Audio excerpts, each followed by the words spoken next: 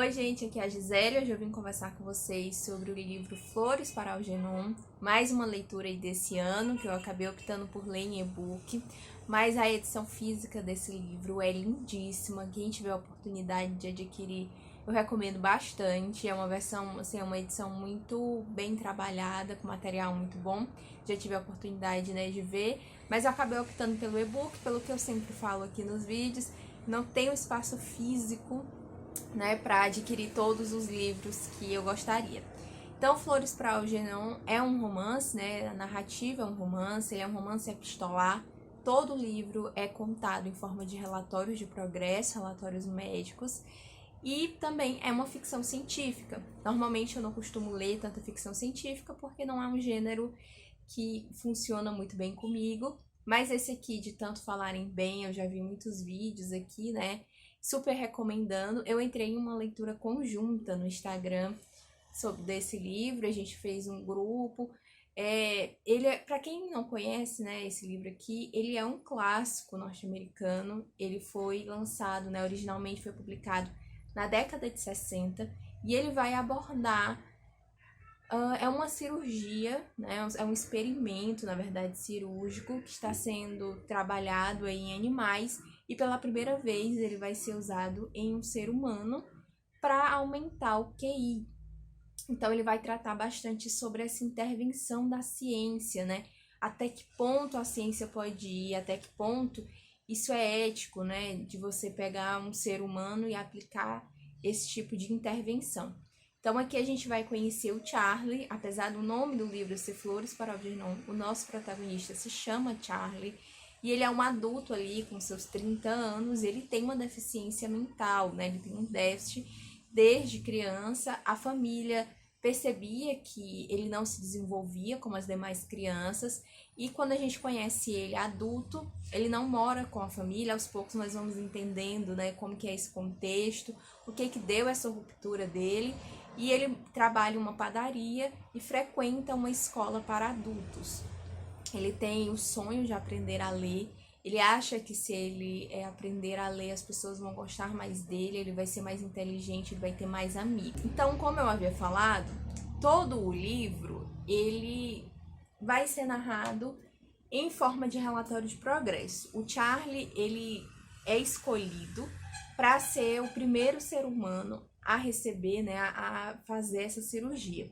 Então, nessa escola que ele estuda, a professora indica ele para esse estudo, ela conhece um dos cientistas que estão trabalhando nesse projeto, que está sendo aplicado em animais. Então, ela tem uma afeição muito grande pelo Charlie, ela vê a força de vontade dele e ela indica ele para os cientistas, né, afirmando que, como ele tem uma força de vontade muito grande, ele tem um interesse de aprender a ler, provavelmente a cirurgia iria, né, tornar o QI dele mais alto e a força de vontade dele iria ser um diferencial para o experimento.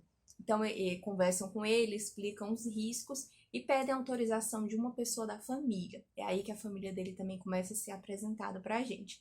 Então, uma pessoa da família autoriza e ele passa pelo experimento.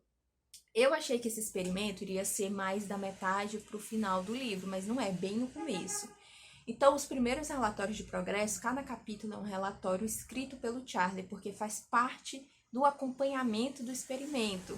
Então, é ele escrevendo. Então, a gente vai ter uma linguagem gramaticalmente errada, difícil de entender. Ele escreve da forma como ele fala, ele não sabe utilizar vírgula, acentos, cedilha, SS, ele não sabe escrever.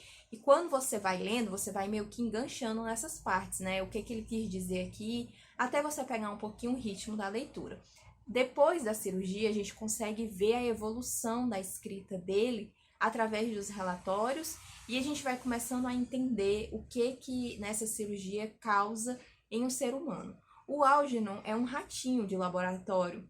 Ele foi o primeiro grande sucesso da pesquisa, né? Ele vem antes do Charlie. Então, quando o Charlie chega no laboratório lá, ele conhece o Algernon já consegue executar atividades que comprovam que houve o aumento do QI, né? Ele consegue passar por labirintos, coisas que o Charlie não consegue. Então, ele acha que ele está toda hora competindo com o Algernon.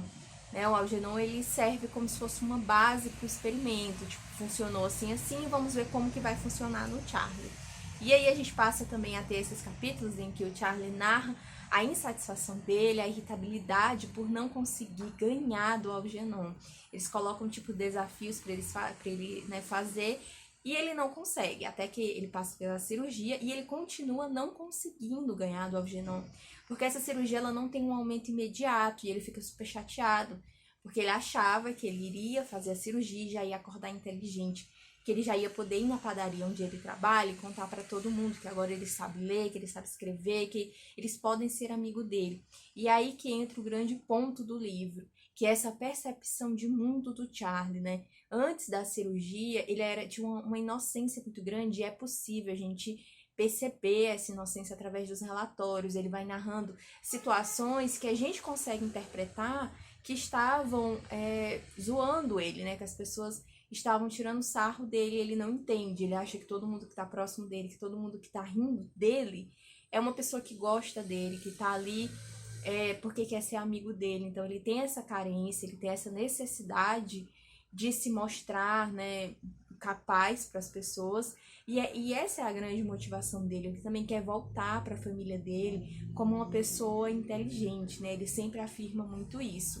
E depois da cirurgia, com o passar dos dias, das semanas, ele vai mudando essa percepção de mundo.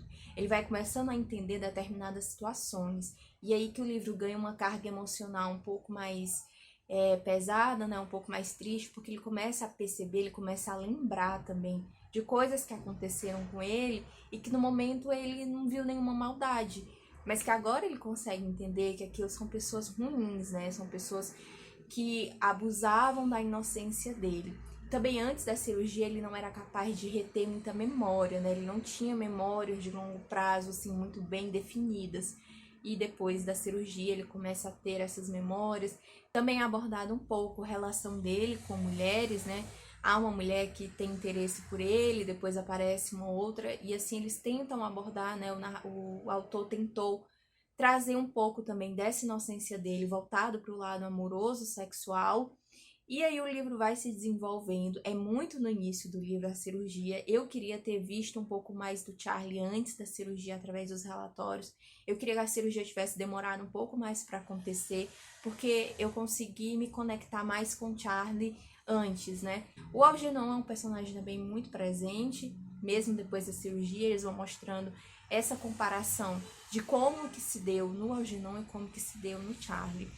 E esse livro, ele para mim não foi tão bom quanto eu gostaria. Eu não acho que ele é um livro maravilhoso, como eu vi muita gente recomendando, perfeito e tudo, mas ele vale sim muito a leitura, porque ele traz essa reflexão, né, de que até que ponto a ciência pode ir.